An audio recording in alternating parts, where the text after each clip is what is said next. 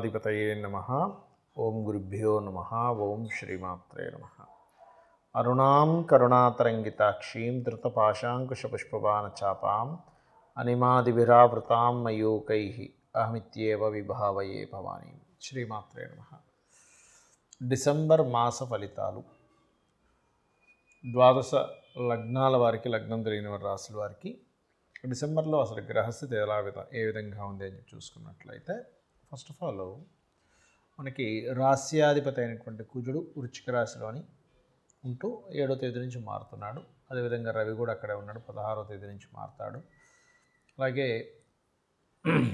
శుక్రుడు మరియు బుధుడు తులారాశిలో ఉంటూ అదే 7వ తేదీ వృశ్చికంలోకి వస్తున్నాడు. ఇక సింహరాశిలో కేతువు, కుంభరాశిలో రాహువు, మీనంలో శని, గురువు వచ్చేసి చూసుకున్నట్లయితే మిథునంలోకి ఎంటర్ అవుతున్నాడు, వక్రించుకుంటే వెనక్కి వచ్చి.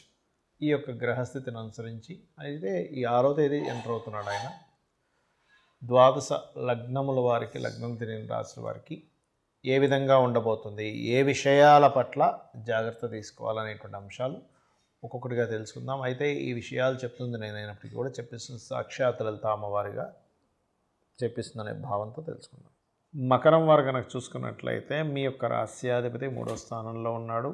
3వ స్థానంలో ఉన్నందుకు కొంచెం అది శుక్ర రాశుల్ని శుక్రుడితో కోణంతో ఉన్నందుకు, శుక్ర రాశిని చూస్తున్నందుకు కొంచెం క్రియేటివ్ రిలేటెడ్ సంబంధించిన వాటిల్లో ధనయోగము, సినిమా ఫీల్డ్లో ఉండేటువంటి వారికి కొంతవరకు ఫైనాన్షియల్గా కలిసి రావడము, ధైర్యంగా కొన్ని నిర్ణయాలు తీసుకోవడం లాంటివి చూపిస్తున్నాయి. కాకపోతే ఇక్కడ 3లో ఉండే శని మీద కుజుడి యొక్క దృష్టి, 12వ స్థానంలో ఉండే కుజుడి మీద శని యొక్క దృష్టి ఉన్నందుకు పర్టికులర్గా ఇక్కడ ఏంటంటే ఈ కాంబినేషన్ ఏదైతే ఉందో మీకు ఇది ఉద్యోగ సంబంధించినటువంటి విషయంలో, ఇన్వెస్ట్మెంట్స్ రిలేటెడ్ సంబంధించినటువంటి విషయాల్లో, ఉద్యోగం ఒకటే కాదు వ్యాపారాలు చేయాలనే ఆలోచన ఇవ్వడము, కొంచెం అన్నదమ్ములతోని ఏదైనా మార్కెటింగ్, ఏదైనా కమ్యూనికేట్ చేసేటప్పుడు, లేనట్లయితే ఏదైనా అగ్రిమెంట్స్ రాసుకునేటప్పుడు కాస్త జాగ్రత్తగా ఉండండి.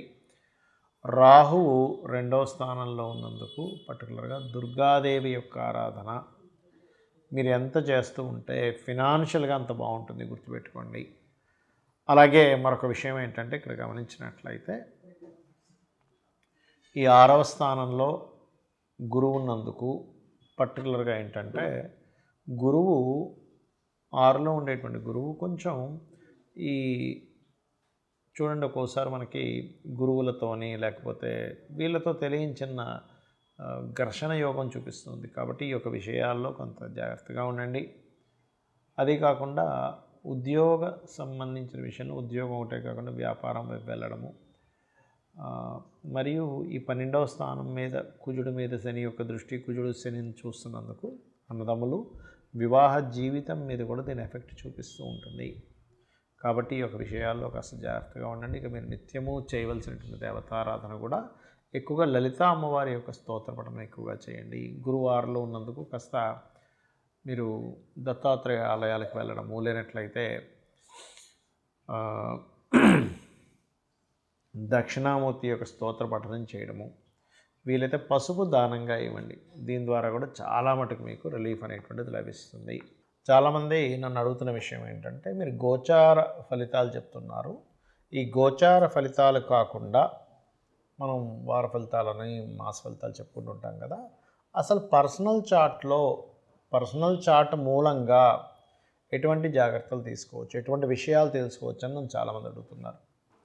అదేమిటంటే ఫస్ట్ ఆఫ్ ఆల్ మనం పర్సనల్ చార్ట్ తెలుసుకోవాలంటే మనకి లగ్నము, నక్షత్రము, రాశి, గ్రహస్థితులు ఎలా ఉన్నాయో తెలుసుకోవాలి. ఇది తెలుసుకోవాలంటే మీరు పుట్టిన తేదీ, నెల, సంవత్సరము, సమయము, ప్రాంతము కావాలంటే మీరు ఏ ఊరిలో పుట్టారు, ఏ సమయంలో పుట్టారు, ఏ తేదీలో, ఏ నెలలో, ఏ సంవత్సరంలో పుట్టారు. దానివలన మీ యొక్క గ్రహస్థితి అంటే మీరు పుట్టినప్పుడు ఉండే లగ్నం నుంచి గ్రహాలు ఎక్కడెక్కడ ఉన్నాయి, మనం పూర్వజన్మలో చేసుకున్న కర్మల మూలంగా ఆ గ్రహాలు అక్కడ స్థితి పొంది ఉంటాయి. అంటే కొంతమంది చూడండి ఫైరీ నేచర్ ఉంటారు, కొంతమంది ఎమోషనల్గా ఉంటారు, కొంతమంది అంటే ఒక్కొక్కరు ఒక్కో మనీ మైండెడ్ ఉంటే, good communicators, very strong, very fiery, కొంచెం ఎమోషనల్గా ఉండేవాళ్ళు, ఆర్టిస్టిక్ నేచర్ ఉండేవాళ్ళు, ఎక్కువ గొడవలు పెట్టుకునేవారు, సోషల్గా ఉండేవారు, సీక్రసీగా ఉండేవారు, ఎక్కువ స్పిరిచువల్గా ఉండేవారు, ఎక్కువ వర్కాలిక్గా ఉండేవారు, బిజినెస్ మైండెడ్తో ఉండేవారు, సేవాతత్వంగా ఉండేవారు, ఇట్లా రకరకాల వ్యక్తులు ఉంటారు. అది అసలు మీరు ఏమిటి, అసలు అలా ఉండడం వల్ల మీకు లైఫ్లో బాగుంటుందా బాగోదా అనే విషయాన్ని మీ తత్వం ఏంటని వెరీ క్లియర్గా జాతకం చూసి చెప్పచ్చు. బట్ డేటు, టైము, ప్లేసు ఇవి పర్ఫెక్ట్గా ఉండాలి.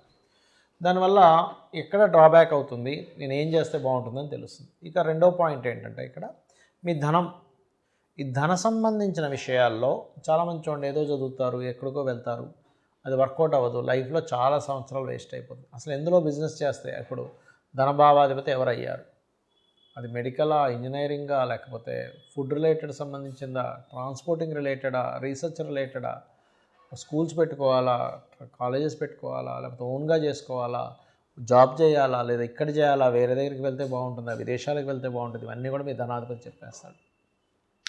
అలాగే సిబ్లింగ్స్తో ఎందుకు గొడవలు అవుతున్నాయి, మీరు ఏదైనా ప్రారంభించేటప్పుడు ఎందుకు ఆ ప్రారంభించేటువంటి అంశం లేట్ అవుతుంది, మీరు ఆ ప్రారంభించేటువంటిది ఏదైతే ఉంటుందో దాన్ని మీరు ఏ దేవతా ఆరాధన చేస్తే మీకు స్టార్టింగ్ ప్రాబ్లం కొంతమందికి ఉంటుంది. అలాగే మీరు ఏ డైరెక్షన్లో ఉండే గృహంలో, అంటే మెయిన్ డోర్ ఎక్కడుంటే, మీరు ఎటువంటి దాంట్లో ఉంటే అది మీకు, ఎందుకంటే వాస్తు మనకు కొంత సపోర్ట్ చేయాలి. గుర్తుపెట్టుకోండి, జాతకం ఎంత సపోర్ట్ చేస్తుందో వాస్తు మీకు సపోర్ట్ చేసినప్పుడు బాగుంటుంది. కాబట్టి దీనికి ఏంటి, మీరు ఎప్పుడు గృహం తీసుకుంటే మంచిది, ఎలాంటి గృహం తీసుకుంటే మంచిది, ఏ డైరెక్షన్లో ఉంటే మంచిది, అది అసలు మీ పేరు మీద తీసుకోవచ్చా లేదా, మీ జీవిత భాగస్వామి పేరు మీద తీసుకుంటే మంచిదా, లేకపోతే మీ పిల్లల పేర్ల మీద తీసుకుంటే మంచిదా అనేది ఒక లెక్క ఉంటుంది. అలాగే ఇక్కడ సంతాన అభివృద్ధి అనుకోండి, ప్రేమ వ్యవహారాలు అనుకోండి, ప్రేమించి పెళ్లి చేసుకుంటారా, లేకపోతే నార్మల్గా ఇంట్లో వాళ్ళు చూసిందేనా, లేకపోతే 2 వివాహాలు ఉన్నాయా, ఒకవేళ జీవిత భాగస్వామిని ఇంకా తప్పించుకోలేని స్థితులు ఉంటాయి కొంతమందికి ర్యాష్గా ఉండేవాళ్ళు, రకరకాల వ్యక్తులు వస్తూ ఉంటారు. మనం యాక్సెప్ట్ చేయవలసిన పరిస్థితి ఉంటుంది కొన్నిసార్లు. అలా అసలు ఏమైనా ఉందా, లేకపోతే కలిసి ఉండకుండా విడిపోతారు, ఇవన్నీ కూడా మీ జన్మజాతకంలో ఉంటాయి, గుర్తుపెట్టుకోండి. అది ఇంకోటి ఏంటంటే రుణరోగ శత్రుస్థానాలు, 6th హౌస్, అలాగే ఆ విషయాల గురించి తెలుస్తుంది. మీ కెరియర్ గురించి తెలుస్తుంది, మీ విదేశీ యోగం గురించి తెలుస్తుంది, మీరు ఏ బిజినెస్ చేస్తే బాగుంటుందో తెలుస్తుంది. ఇప్పుడు మీకు నడుస్తున్న మహాదశ ఎటువంటి రిజల్ట్స్ ఇస్తుంది, ఈ రిజల్ట్స్ నుంచి మీరు మంచి అవుట్పుట్ రావాలంటే మీరు ఏం చేయాలి, అలాగే మీరు పర్టికులర్గా ఈ యొక్క మహాదశల్లో ఏ అంతర్దశల్లో బాగుంటుంది బాగోదు అనేటువంటి అనేకమైనటువంటి అంశాలు, మీ పాస్ట్లో జరిగినవి కానివ్వండి, మీకు ప్రజెంట్లో జరుగుతున్నవి కానివ్వండి, మీకు ఫ్యూచర్లో ఉండేటువంటి కొన్ని అంశాలు కానివ్వండి, ఇవన్నీ కూడా మీ పర్టికులర్గా మీ పర్సనల్ చార్ట్లో అది ఎలా ఉంది అనేటువంటి చెప్పేదే మీ జన్మజాతకం.